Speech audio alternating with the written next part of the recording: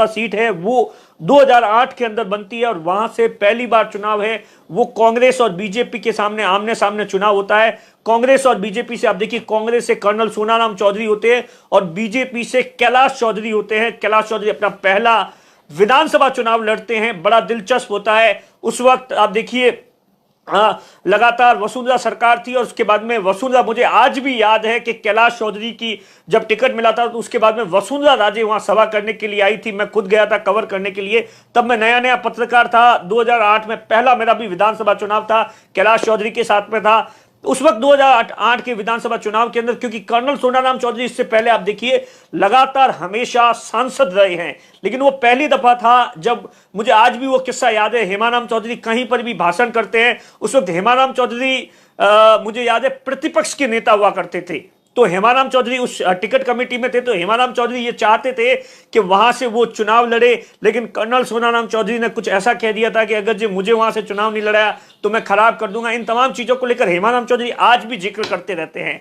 तो उसके बाद में आप देखिए 2008 का चुनाव है वो कर्नल सोनाराम चौधरी जीत जाते हैं अच्छे खासे वोटों से। और उसके बाद में 2013 के अंदर पूरे देश के अंदर मोदी लहर थी और इसी मोदी लहर में कर्नल सोनाराम चौधरी, उस वक्त ये कहा जा रहा था कि कर्नल सोनाराम चौधरी की स्थिति अच्छी है, लेकिन जैसे ही चुनाव के परिणाम आते हैं तो कैलाश चौधरी है वो जीत जाते हैं। उसकी सबसे बड़ी वजह यही देखी गई थी कि वहां पर मोदी लहर का एक बड़ा असर था, वही इसी कारण से कर्नल सोनाराम चौधरी चुनाव हार जाते हैं। और उसके बाद 2018 का विधानसभा चुनाव बड़ा रोचक होता है बायतू, क्योंकि बायतू वो सीट होती है जहां पर हनुमान बेनीवाल की जो नई नई पार्टी होती है वहां से पुरजोर तरीके से चुनाव लड़ती है। वहां एक सीट थी, उसके अलावा भी सीट थी, शिव विधानसभा थी, चौहटन थी, सिवाना थी, लेकिन सबकी जो निगाहें थी वो उस वक्त ऐसा देखा जाता है कि बायतू पे ऊपर थी। और बायतू के अंदर जिस तरीके से आप देखिए कैलाश चौधरी, उमेदाराम बेनीवाल और उसके बाद में हरीश चौधरी और चौथे नंबर पर किशोर सिंह कानोर बसपा से टिकट लाते हैं। हर कोई अप्रत्याशित हो जाता है कि आखिर किशोर सिंह कानोर बसपा से टिकट लाए हैं, किसके वोट खाएंगे, इन तमाम चीजों को लेकर। लेकिन जब चुनाव परिणाम आते हैं तो आप देखिए, मेरे पास में वो चुनाव का परिणाम है, मैं आपको परसेंटेज वाइज भी बताऊंगा और वोट वाइज भी बताऊंगा कि किस तरीके से उस वक्त का वोट रहा और कितने परसेंट का गैप था। जो मतलब देखने वाली बात है कि उस गैप को इस बार कौन पूरा कर सकता है, आरएलपी पूरा कर सकती है या बीजेपी पूरा कर सकती है या कांग्रेस अपने इतिहास को दोहराएगी।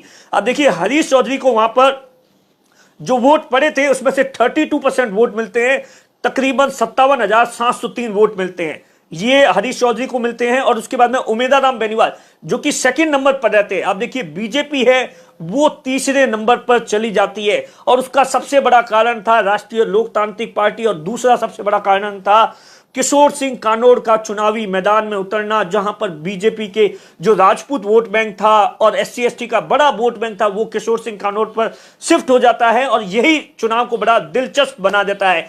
तो उमेदाराम बेनीवाल को आप देखिए 43,900 वोट मिलते हैं, मतलब 24%। अब आप देखिए परसेंटेज वाइज गैप देखिए, 32% मिलते हैं हरीश चौधरी को और उमेदाराम बेनीवाल को मिलते हैं 24%। मतलब दोनों के बीच के अंदर जो गैप की बात की जाए तो 8% का गैप था। और उसके बाद में तीसरे नंबर पर आप देखिए कैलाश चौधरी रहते हैं, जिन्हें तकरीबन आप समझ लिए 39,400 के आसपास वोट मिलते हैं, 22% यानी आरएलपी से 2% कम, कांग्रेस से आप देखिए 10% कम मिलते हैं। और सबसे चौंका देने वाला जो परिणाम था वो किशोर सिंह कानोर का था। आप देखिए 27,000 वोट लेके आते, 27,677 वोट लेके आते हैं और अपने आप में देखिए 15% वोट, और इसी 15% वोट ने सारा गणित है वो चाहे आप कहिए बीजेपी का बिगाड़ दिया, आरएलपी का बिगाड़ दिया, और बड़ा सा गणित था वो पूरी तरीके से बिगड़ जाता है। तो कुल मिलाकर आप देखिए हरीश चौधरी है वो 13,803 वोटों से जीतते हैं। मुझे आज भी याद है कि जब काउंटिंग हो रही थी, जब मैं वहां पर कॉलेज के अंदर था, हरीश चौधरी लगातार 15-17 राउंड के अंदर पीछे चल रहे थे।